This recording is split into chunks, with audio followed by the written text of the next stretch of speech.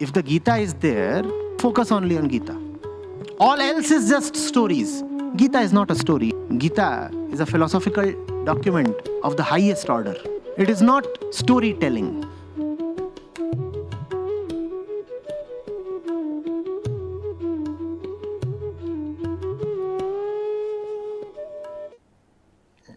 Parul is asking, Pranam Acharya ji, the yogi sings with one pointed mind, but I worship with a hidden desire and a hidden self-interest.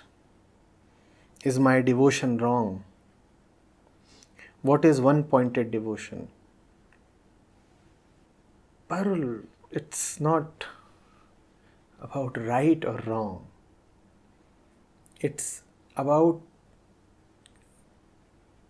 settling down with a little when a lot is available. When you go to God for fulfillment of your desire, then at most what you will get is the fulfillment of your desire. That's the maximum. And let me tell you, that's not much. The maximum that you can think of, desire of, conceive of, is not much at all.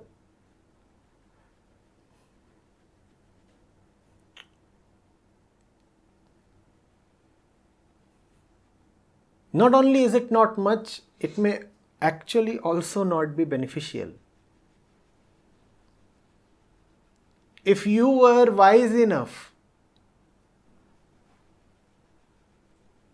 to know what to ask for, then why would you ever ask for anything?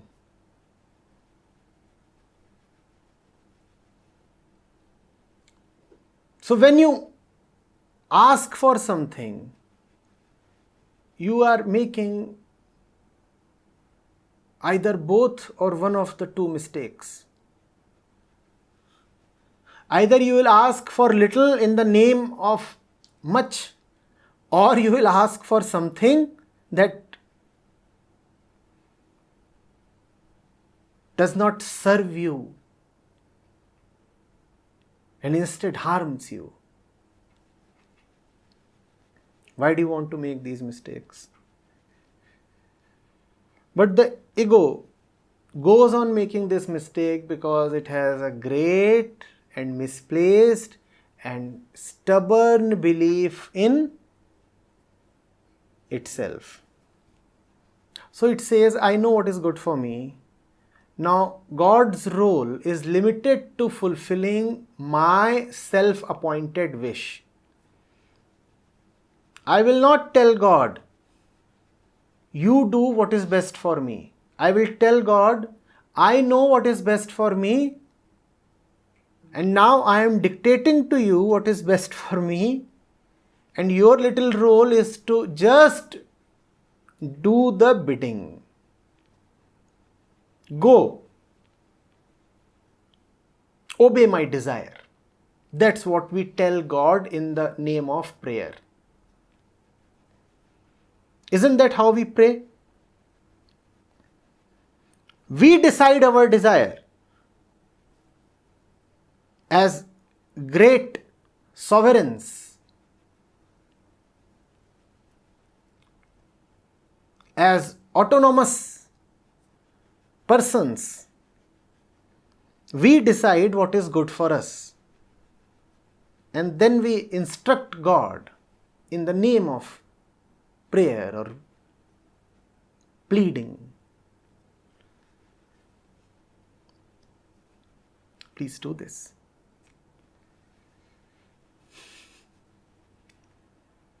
Please do this. Is that devotion? I don't know. What I know is if your desires could be fulfilled in some other way, you wouldn't have gone to God. I don't know how that can be called as devotion. What I know is that had you not been suffering or feeling guilty or sad or sorrowful or jealous or fearful, you wouldn't have gone to the temple. I don't know whether that can be called as devotion. You have seen all these crowds and queues in front of places of worship.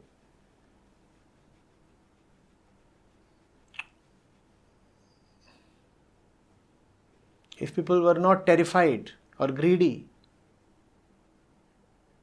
how many of them would be still found there? I don't know whether all that can be called as devotion or surrender.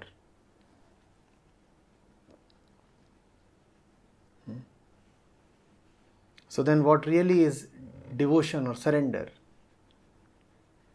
It's fundamentally about seeing what you are doing to yourself. Fundamentally about expressing the courage to face the bare facts.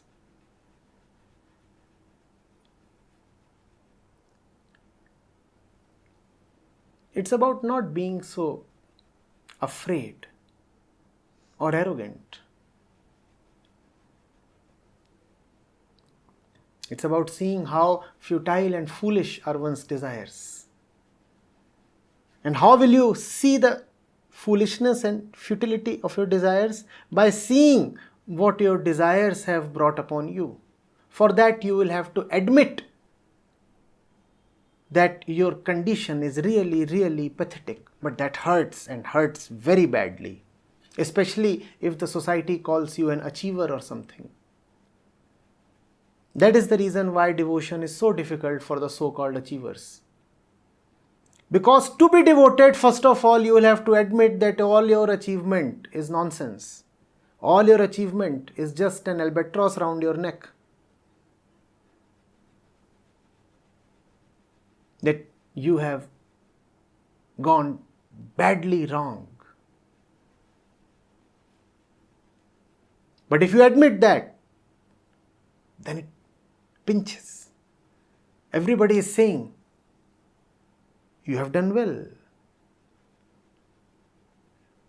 How do you now go out and say, I am a failure?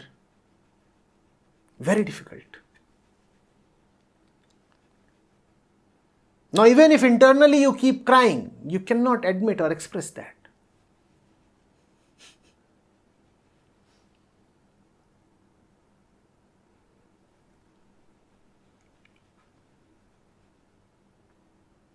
There is one man who decides to fast within his room.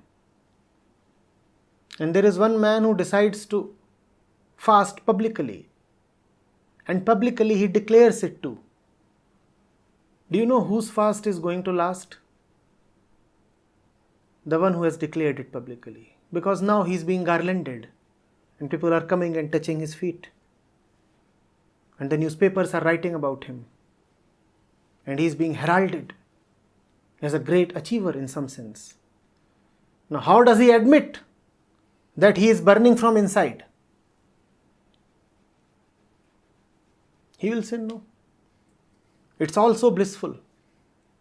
And he will maintain an artificial and contented face. Whereas his heart knows that he is living in a hell.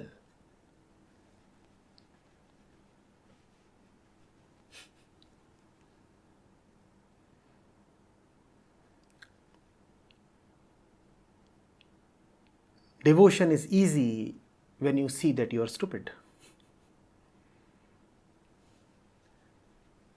And devotion is extremely difficult when you are a man of high self-esteem. Self-respect is such a burden.